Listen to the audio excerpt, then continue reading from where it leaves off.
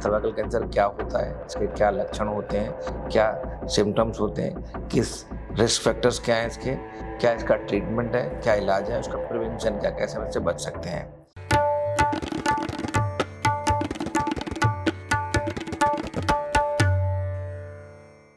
Cervical cancer क्या होता है और इससे हम कैसे बच सकते हैं, आज हम इसके बारे में बात करेंगे। मैं हूं doctor DK Gupta, chairman Felix hospital Noida. जैसा आप सबने और हमने सुना है कि आज एक जो होनहार यंग लेडी जो हमारे बॉलीवुड में सेलिब्रिटी है, एक्ट्रेस है, उसकी सर्वाइकल कैंसर से मृत्यु हो गई, जिनका नाम पूनम पांडे है। कहीं न कहीं एक हृदय विदारक घटना थी, सबके लिए पेनफुल है और इतनी अल्प आयु में मृत्यु होना किसी को अच्छा नहीं लगता, किसी समाज, किसी व्यक्ति को नहीं अच्छा लगता, सबको दुःख पहुँचता है। इसी के बारे में बात करेंगे कि सर्वाइकल कैंसर क्या होता है, इसके क्या लक्षण होते हैं, क्या सिम्पटम्स होते हैं, किस रिस्क फैक्टर्स क्या हैं इसके, क्या इसका ट्रीटमेंट है, क्या इलाज है, उसका प्रिवेंशन क्या, कैसे हम इससे बच सकते हैं। बात करते हैं इसका कारण क्या है और सर्वाइकल कैंसर होता क्या है। पहली बात करते हैं कि होता क्या है।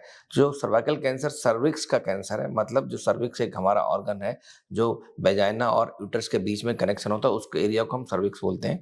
वहाँ की अगर कोशिकाएं, सेल्स एबनॉर्मल हो जाए, मतलब उनकी ग्रोथ फास्ट हो जाए या एबनॉर्मल ग्रोथ होने लगे, वो कब होता है? जब वहाँ का डीएनए जो म्यूटेंट हो जाए, डीएनए चेंज हो जाए और उसकी वजह से सेल्स ज़्यादा तेजी से ग्रो करेंगी, तो वहाँ पे गांठ बन जाएगी और वो एक ट्यूमर का रूप धारण कर लेती है। इसको हम सर्वाइकल कैंसर बोलते हैं। अब बात करते हैं क्यों फैलता है, क्या कारण है इसके सर्वाइकल कैंसर के। तो नंबर 1 जो सबसे इंपॉर्टेंट कारण है वो है कि जो ह्यूमन पैपिलोमा वायरस है, जो नॉर्मली वार्ड जैसे जेनेटल इन्फेक्शन करता है, वो इसका कारण है। उसका जो स्ट्रेन टाइप 16 और टाइप 18 महत्वपूर्ण है। ये कहीं ना कहीं डायरेक्टली लिंक्ड है ह्यूमन पैपिलोमा वायरस के इन्फेक्शन से और इस डायरेक्टली लिंक्ड है जो सर्वाइकल कैंसर से। अगर किसी को 16 और 18 का इन्फेक्शन होता है तो कैंसर की संभावना काफ़ी हद तक बढ़ जाती है। ये एक एसटीआई है, सेक्सुअली ट्रांसमिटेड इन्फेक्शन है। नॉर्मली क्यों फैलता है? जब सेक्सुअल इंटरकोर्स होता है तो बहुत बार स्किन से स्किन कांटेक्ट के टाइम ये जो एचपीवी वायरस है वो इन्फेक्ट हो जाता है और कभी कभी कैंसर का रूप धारण कर लेता है।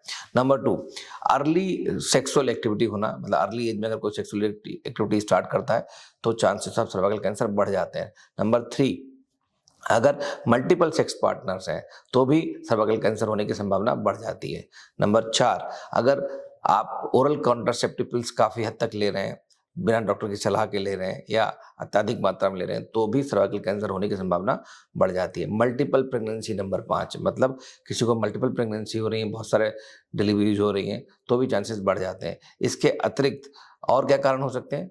इम्यूनिटी कम होना, मतलब अगर आपकी रोग प्रतिरोधक क्षमता कम है तो भी हाई रिस्क हैं आप कैंसर डेवलप करने के। इसके अतिरिक्त अगर आप स्मोक करते हैं, अल्कोहल लेते हैं, इंटेक लेते हैं, तो भी कहीं ना कहीं आपके ये रोग प्रतिरोधक क्षमता को भी कम करता है और कैंसर, खाली सर्वाइकल कैंसर नहीं, अन्य कैंसर को भी बढ़ावा देता है।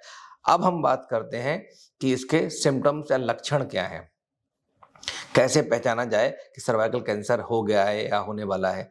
तो उसके लक्षण सिंपल हैं कि नॉर्मली बहुत सारी महिलाओं में ये सिम्टम्स देता ही नहीं है, तब तक पता लगता है तब तक इन्फेक्शन सर्वाइकल कैंसर हो चुका होता है। मतलब बहुत सारे लोगों में लक्षण आसानी से मिलते ही नहीं है या होते ही नहीं है। जो कॉमन सिम्टम्स होते हैं उसमें होता है नंबर 1 कि सेक्सुअल इंटरकोर्स के बाद ब्लीडिंग होना, मतलब रक्तस्राव होना, या मेंस्ट्रुअल पीरियड में हैवी ब्लीडिंग होना, या मेंस्ट्रुअल पीरियड्स के बीच बीच में ब्लीडिंग होना, पेट में दर्द होना, पेल्विक एरिया मतलब बैक में पेन दर्द होना, और इसके अलावा वेजाइनल डिस्चार्ज होना, फॉलिस में डिस्चार्ज होना। ये सारे सिम्टम्स हो सकते हैं किसी भी सर्वाइकल कैंसर से जो ग्रसित पेशेंट है। अगर ऐसे किसी को सिम्टम्स आ रहे हैं तो तुरंत उसको अपनी स्क्रीनिंग करानी चाहिए और तुरंत टेस्ट कराने चाहिए, डॉक्टर से संपर्क करना चाहिए। अब कैसे हम टेस्ट करके पहचान सकते हैं कि सर्वाइकल कैंसर हो सकता है या कैसे इसकी स्क्रीनिंग कर सकते हैं सो दैट हम सर्वाइकल कैंसर को प्रिवेंट कर सकें। प्रिवेंशन के 2 महत्वपूर्ण तरीके हैं, एक तो ह्यूमन पैपिलोमा वायरस वैक्सीन है और दूसरा है सर्वाइकल कैंसर स्क्रीनिंग, जिसको हम पैप स्मीयर टेस्ट बोलते हैं। तो अगर आप 25 साल से ऊपर हैं, 22 साल से ऊपर हैं या 30 साल से ऊपर हैं, हाई रिस्क हैं, फैमिली हिस्ट्री है या कोई भी रिस्क फैक्टर्स हैं और नहीं भी रिस्क फैक्टर हैं, तो भी आपको हर साल कम से कम पैप स्मीयर टेस्ट जरूर कराना चाहिए, जिससे सर्वाइकल स्क्रीनिंग में पता लग सके कि आपके पैप स्मीयर में कोई एबनॉर्मल सेल्स तो नहीं है। अगर हैं अर्ली स्टेज पे तो उसी हिसाब से ट्रीटमेंट किया जा सके। तो पैप स्मीयर से हम पता कर सकते हैं कि कोई सर्वाइकल कैंसर के लक्षण हैं या नहीं है। इसके अतिरिक्त अगर क्लिनिकली ऐसे सिम्टम्स आ रहे हैं, पैप स्मीयर में कुछ एबनॉर्मल आ रहा है, तो डायग्नोसिस रफली कंफर्म हो जाती है, बट पूर्ण रूप से कंफर्म करने के लिए हमें बायोप्सी करनी पड़ती है। बायोप्सी से पता लगता है टाइप ऑफ कैंसर कौन सा है, मतलब ये स्क्वेमस सेल कार्सिनोमा जो 90% केसेस में होता है या एडेनोकार्सिनोमा जो 10% केसेस में होता है। तो इस तरह से हम टाइप ऑफ कैंसर भी पता लग सकता है। और क्या टेस्ट कराने पड़ेंगे? अगर आपके अंदर इस तरह की कोई बायोप्सी में रिपोर्ट आ रही है जिसमें कैंसर पॉजिटिव आ रहा है, तो हमें दूसरे अन्य टेस्ट भी कराने पड़ते हैं। इसमें कुछ ब्लड टेस्ट हैं, कुछ रेडियोलॉजिकल टेस्ट जिसमें एमआरआई हो सकता है, पेट सीटी होता है, जो नॉर्मली हम स्टेजिंग करने के लिए करते हैं कि स्टेज 1 है, 2 है, 3 है या एडवांस स्टेज 4 है। तो इससे हमें पता लग जाता है इन टेस्ट से कि कैंसर आपको है या नहीं है, या आपको अगर कैंसर किसी को भी डायग्नोस होता है तो उसकी स्टेज क्या है, सो दैट हमें इलाज करने में आसानी रहे। अब हम बात करते हैं प्रिवेंशन की कि कैसे इसको प्रिवेंट किया जाए। Prevention is better than cure, हम सब जानते हैं प्रिवेंशन बेहतर होता है। तो पहला तरीका क्या है? ह्यूमन पैपिलोमा वायरस वैक्सीन, जो बहुत इंपॉर्टेंट वैक्सीन है, हर जगह अवेलेबल है, पूरी दुनिया में बच्चे लगा रहे हैं, जिसकी एज ग्रुप है एज अर्ली एज पॉसिबल, मतलब 9 साल से 14 साल के बीच में महिलाओं को जरूर लगवानी चाहिए। इवन उससे बड़ी एज की महिलाएं भी लगवा सकती हैं, 24-25 साल तक के लोग लगा सकते हैं, इवन 30-30 ईयर्स तक की महिलाएं लगा सकती हैं। बट जैसे जैसे एज बढ़ती है, जैसे जैसे सेक्सुअल एक्टिविटी बढ़ती है, वैसे वैसे इस वैक्सीन की एफिकेसी कम हो जाती है। तो एज अर्ली एज पॉसिबल सारी महिलाओं को, जो 9 साल से ऊपर हैं, जो बच्चियां हैं और जो महिलाएं हैं, उन सबको वैक्सीन जरूर लगवानी चाहिए। और सरकार ने एक बड़ा अच्छा कल ही कदम उठाया है कि जो हमारा बजट था उसमें बताया गया कि जो सर्वाइकल कैंसर की वैक्सीन है वो 9 साल से 14 साल के बच्चों को फ्री लगाई जाएगी। तो ये बड़ा ही स्वागत योग्य कदम है, तो मुझे लगता है ये भी बहुत इंपॉर्टेंट है। दूसरी बात, स्क्रीनिंग। प्रिवेंशन में क्या है? आप स्क्रीनिंग जरूर कराएं, मतलब पैप स्मीयर टेस्ट जो सर्वाइकल कैंसर के लिए होता है वो जरूर कराएं, हर साल कराना है आपको, सो दैट पता लग जाए, अर्ली डायग्नोसिस और अर्ली ट्रीटमेंट हम कर सकें। नंबर 3, और क्या कर सकते हैं इसके अलावा प्रिवेंशन के लिए? स्मोकिंग नहीं करना है आपको, अल्कोहल इंटेक नहीं लेना है, इम्यूनिटी अपनी अच्छी रखनी है, खूब सारे हेल्दी वेजिटेबल्स खानी है, खूब सारे फ्रूट जूसेस लेने हैं, ग्रीन लीफी वेजिटेबल्स के अलावा जो सीजनल फ्रूट्स हैं उसको सेवन करना है, या आपको जो भी हेल्दी लाइफ स्टाइल है, योगा करना, एक्सरसाइज करना, मेडिटेशन करना, प्लेंटी ऑफ फ्लूइड्स लेना, ये सब चीज़ें बहुत, नींद पूर्ण रूप से लेना, अच्छी नींद लेने भी एक इम्यूनिटी को बढ़ाता है। तो अगर हम सारी चीज़ें करेंगे तो कहीं ना कहीं इम्यूनिटी हमारी इंप्रूव हो जाएगी। और जो दूसरे रिस्क फैक्टर हो सकते हैं जो इसको कॉम्प्लिकेट कर सकते हैं, वो है मोटापा, ओबेसिटी, हाइपरटेंशन, ब्लड प्रेशर, या आपको डायबिटीज होना, या कार्डियक प्रॉब्लम होना, हार्ट अटैक होना, या आपको अन्य कोई भी कैंसर होना, या कोई ट्रांसप्लांट होना, ये सब भी आपकी इम्यूनिटी को कम करते हैं। इससे भी आपको सर्वाइकल कैंसर होने की संभावना बढ़ जाती है, अगर होता भी है तो कॉम्प्लिकेशन की भी संभावना बढ़ जाती है। तो ये सारी जो लाइफस्टाइल डिजीजेज हैं, ये कहीं ना कहीं एक दूसरे के लिए घातक होती हैं, एक दूसरे को कॉम्प्लिकेट करती हैं और हमारी बीमारियों को बढ़ावा करती हैं। तो इन सब लाइफस्टाइल डिजीज को हम कंट्रोल भी कर सकते हैं, प्रिवेंट भी कर सकते हैं, उस पर हमें ध्यान देना चाहिए। अब बात करते हैं इलाज की, ट्रीटमेंट की। इलाज के 3 तरीके हैं, पहला मेडिकल मैनेजमेंट है, दूसरा सर्जिकल मैनेजमेंट है, तीसरा रेडियोथेरेपी है। पहला बेसिकली सर्जिकल, एक्चुअली बात करें तो सर्जिकल मतलब अगर स्टेज 1 है, जिसमें जो 5 ईयर सर्वाइवल रेट है, मतलब प्रोग्नोसिस जो है वो लगभग 92% है, मतलब 90% के आसपास है। अगर आपने स्टेज 1 अर्ली स्टेज पे कैंसर को पता कर लिया तो आपकी संभावना 5 साल या उससे ज़्यादा लगभग 90% होती है। तो स्टेज 1 में हम सर्जिकल ट्रीटमेंट करते हैं, मतलब उस एरिया को हम निकाल देते हैं, हिस्टेक्टमी कर देते हैं, इसको यूट्रस के साथ रिमूव कर देते हैं, सो दैट फैलने की संभावना बिल्कुल खत्म हो जाए। स्टेज 2 में नॉर्मली जो सर्वाइवल रेट है, मतलब जो 5 साल जीवन की जो उम्मीद है वो रफली जो है 70 से 80% होती है।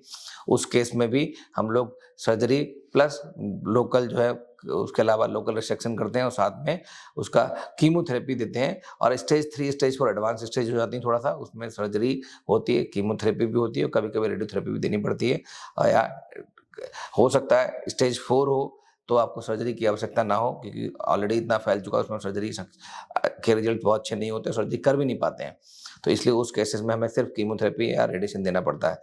तो ये ट्रीटमेंट का ऑप्शंस हो गए। ट्रीटमेंट का ऑप्शन डिपेंड करेगा आपका टाइप ऑफ कैंसर कौन सा है, मतलब एडेनोकार्सिनोमा है या स्क्वेमस सेल कार्सिनोमा है, आपके जेनेटिक ब्लूप्रिंट क्या है, आपकी एज, सेक्स के आपके साथ कोमोर्बिडिटीज क्या है, स्टेज कौन सी है कैंसर की, स्टेज 1 है, स्टेज 2 है, स्टेज 3 है, स्टेज 4 है।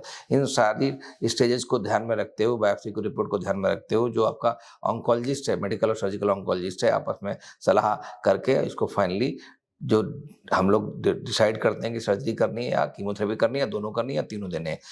इसके अलावा जो मैंने बता दिया ऑलरेडी कि प्रोग्नोसिस क्या होती है, मतलब 5 ईयर सर्वाइवल। अगर स्टेज 1 है तो आपका 5 ईयर सर्वाइवल रफली 90% है, स्टेज 2 है तो 70 से 80% है, स्टेज 3 है तो 50 से 60% है, और स्टेज 4 है तो ये बहुत कम हो जाता है, 10 से 20% ही रह जाता है। तो इसलिए मैं फिर आप लोगों से विनम्र निवेदन करूंगा कि पहले तो होना ना पाए उसके लिए जितने भी हमें प्रिवेंशन के उपाय करने हैं, उन पे फोकस करना चाहिए, चाहे वो हमें लाइफ़स्टाइल मॉडिफ़िकेशन करने हो, स्मोकिंग छोड़नी हो, अल्कोहल छोड़ना हो, वॉक करनी हो, एक्सरसाइज़ करनी हो, मेडिटेशन करना हो, योगा करना हो, अच्छी डाइट लेनी हो, या हमें अपने दूसरे जो मैंने रिस्क फैक्टर बताए, सेक्सुअल रिस्क फैक्टर बताए, उनमें ध्यान रखना हो, प्रोटेक्शंस लेनी हो, इन सब चीज़ों का हमें ध्यान रखना चाहिए।